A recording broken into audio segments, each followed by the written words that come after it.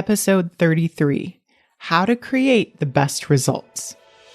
Welcome to Clinicians Creating Impact, a show for physical therapists, occupational therapists, and speech-language pathologists looking to take the next step in their careers and make a real difference in the lives of their clients. If you're looking to improve the lives of neurodiverse children and families with neurological-based challenges, grow your own business, or simply show up to help clients, this is the show for you. I'm Heather Branscombe, therapist, certified coach, clinical director, and owner of Abilities Neurological Rehabilitation. I have over 25 years experience in both the public and private sectors, and I'm here to help you become the therapist you want to be, supporting people to work towards their dreams and live their best lives. You ready to dive in? Let's go. Hi there, friend. Can you believe that the summer is rapidly coming to an end? I don't know why it surprises me almost every single year, but here I am again today, just in awe at how quickly time actually passes. I've been wondering, is this a sign of my age? Maybe it is. And I can also say that I have very much enjoyed the summer, and I can't wait to see what the fall is going to bring. I'm about to travel to Boise, Idaho this weekend to watch my niece get married, and it is such a bittersweet moment. It's sweet because, of course, I love my niece so much, and I can't wait to spend time with my family this weekend in total celebration. And if I'm being honest, it's going to be tough. It's going to be tough because my sister, who is the mother of this beautiful niece that I have, suddenly passed away when my niece was only 9 months old. My sister herself only being in her late 20s at the time. So, of course, I'm going to be thinking of her this weekend. We all will. And even after all this time, I really do miss her terribly. One of the gifts that I have learned through my sister's death is that life really isn't guaranteed.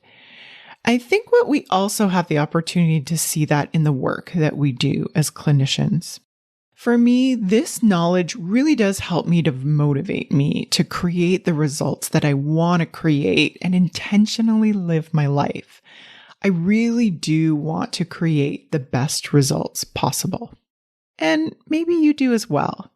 It may not come from a life lesson or even from your work as a clinician.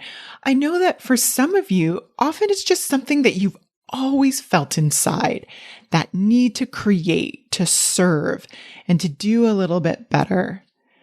And of course, you want good things, not just for yourself, but for the others that you are surrounded with and that you serve with as well. I see so many of you like this in the work that I do day to day. And I've noticed something in the past few months, sort of a pattern or a key piece that can really help you to get the results that you specifically are looking for. Again, for yourself and for those that you're serving in a much faster and easier way. So I wanted to share that with you today so that you can apply it at work, even today, if today's a work day.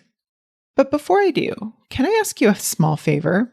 As excited as you may be to get this information, I know that you have colleagues that need this for them as well. Can you help me spread this kind of information by following and rating the show wherever you listen to podcasts? This really does help the podcast get to the clinicians when they're looking for it. And then finally, if you could share this episode or another episode that really resonates with you with a colleague that you think might benefit. Thank you so much for your help. And now let's get back to helping you. When we're looking to create some kind of result at work, be it an outcome for our client maybe, or an outcome for ourselves, we typically use goals and goal setting as a framework. And I still do that to this day. If you'd like to know more about goals and goal setting, I would offer episode 1 of this podcast, How to Create a Bigger Impact, episode 3, Why Create a Bigger Impact, and or episode 8, the one key to your goal would be some amazing places to start to explore goals from perhaps a new and different lens. Having said that, as we work towards our goal or that certain result we're looking to create, what I notice is that we often rely on external measures to help us to see if we're creating success or not. So, for example, if you're looking to create a certain outcome or a result for your client, we'll use things such as subjective and objective information or feedback from the client, and perhaps even information from other members of the clinical care team. If we're looking to create a result of, say, getting our documentation done at work, we'll look at things like how many hours we have to complete that documentation and how much time we estimate we need to complete that kind of work. Like I said, I even use that kind of stuff myself. One thing that could be work-related as a clinician, but actually is a little more personal to me, is been about my journey with my blood pressure. My blood pressure has always been something that I needed to monitor, sometimes more closely than others. And while I've never been on medication to manage it as of yet, not that that would be a bad thing if I needed to do so, I just haven't gotten there yet. I have noticed in the last month or two that my blood pressure really wasn't in a place, or I wasn't creating the result with my blood pressure that I was looking for. So, as any good healthcare practitioner does, I reached out to my healthcare practitioners. I reached out to my family doctor, who asked me to do a couple of things and to get some further testing. And then I decided that I wanted to purposely decrease my blood pressure. Now, again, there's nothing wrong with medication. And I just wanted to explore if there were some lifestyle things that I could do to help to create the results I was looking for, which was a normal blood pressure. Then again, this was something that I wanted to explore. For me, at first, this meant looking at diet and exercise first. So as I was doing that, I was diligently taking my blood pressure day and night. And I did that for about 20 days straight. And I noticed some really interesting things about what I was doing that indeed, it really did reduce my blood pressure. And that was amazing. What I noticed next is I almost got a little bit obsessed with the numbers or that external information, and more specifically, having those numbers go down. And at the time, they really were. What I was missing in this situation, and what we're often missing when we rely almost exclusively on external information to decide if we're on the right track or not in creating our results, is our own inner wisdom. Now, this might sound a little woo-woo to you. I'm sure the me of like maybe 15, 20, 25 years ago would probably say that's very woo-woo. If not, that's amazing. And if so, just bear with me for a moment. When we have a goal or a result that we're looking to create, especially when it involves other people, it is so easy for us to decide that the focus needs to be on the things that are outside of ourselves that need to change to create the result. And of course we do. There is an element of truth to that. When we focus exclusively there, what we forget is that we ourselves are also part of the system that is also an important part of the result that we're creating. So for an example, as a clinician, we are the catalyst for change for the client results we're looking to create. We are part of the experience. And as someone who might be trying to create a result at work, like again, maybe getting documentation done in a timely way, we're also part of that system. So as a person who is trying to create a more normalized blood pressure through lifestyle changes, what I thought and felt about my blood pressure, as I came to learn, is also an important part of the result that I was looking to create. As new clinicians, we will often rely on frameworks and clinical pathways to help us to create the result or the outcome that we're looking for. And as we get more experienced as a clinician, we often transition to calling our experience as something like intuition. The key I want to share today is we don't need to wait to gain experience to be able to benefit from our own inner wisdom and create the results we're looking for. So, what could that look like for you?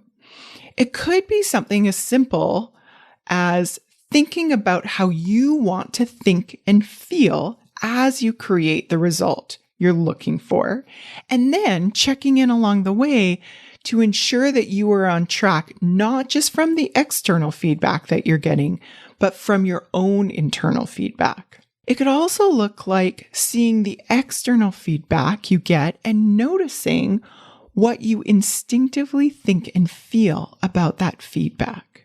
It can be asking yourself, what do you think your next best step is and why?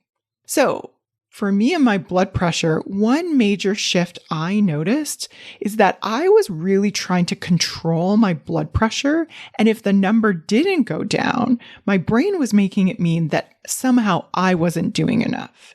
So through some introspection and some coaching from an amazing peer, what I realized is that while there are some things that I can absolutely do to influence my blood pressure, there may also be things that are outside of my control.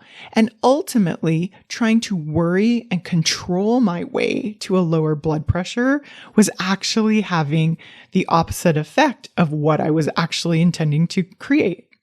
So my challenge for you today is to notice how much you do or don't use your own inner wisdom, no matter how experienced or less experienced you are as a clinician at work, and decide how you want to feel about that. Where do you think your inner wisdom could actually make things faster and easier for you? And how do you want to learn more about your inner wisdom? As always, if you have questions, I want to help you. Feel free to reach out if you have questions, and I can't wait to see the impact that you create with this. Have an amazing week, and I will talk to you soon. If you enjoyed today's show and don't want to worry about missing an episode, you can follow the show wherever you listen to your podcasts. And if you haven't already, I would really appreciate it if you could leave a rating and review to let me know what you think and to help others find clinicians creating impact. It doesn't have to be a 5-star rating, although I sure hope you love the show. I'd really want your honest feedback so I can create an awesome podcast that provides tons of value. To learn more about me and the work that I do, visit my website at www.abilitiesrehabilitation.com/clinicians corner to download your free Getting It All Done at Work process and to see what I'm up to. Thanks so much. Thanks for joining me this week on the Clinicians Creating Impact podcast. Want to learn more about the work I'm doing with Abilities Rehabilitation? Head on over to abilitiesrehabilitation.com. See you next week.